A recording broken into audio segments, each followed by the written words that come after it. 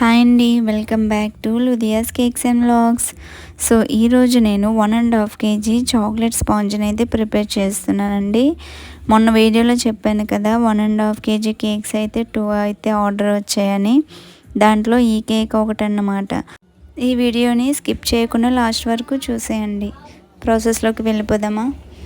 First అయితే 6 eggsని beat చేసుకున్నానండి. Full ఫోమీగా beat చేసుకున్నా.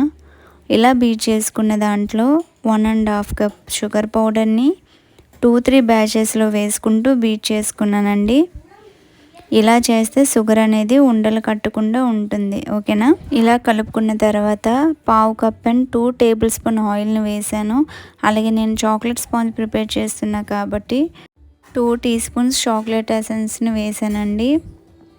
ఇలా వేసి బాగా బీట్ చేసుకున్న తర్వాత స్ట్రైనర్లో 1.5 కప్ మైదా, 1.5 teaspoon baking powder, 1 teaspoon baking soda, అలాగే 3 టేబుల్ స్పూన్ కోకో పౌడర్ని వేసి ఇలా జల్లించుకొని మిక్స్ చేసుకోవాలి.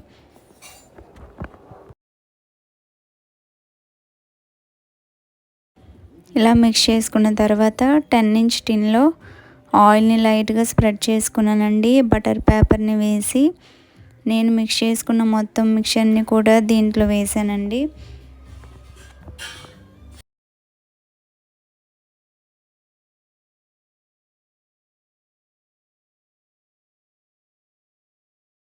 టూ 3 టైమ్స్ ట్యాప్ చేసుకొని ముందుగా ప్రీహీట్ చేసుకున్న ఓవెన్లో 180 degrees 45 to 50 minutes అయితే బేకింగ్ చేసుకున్నానండి.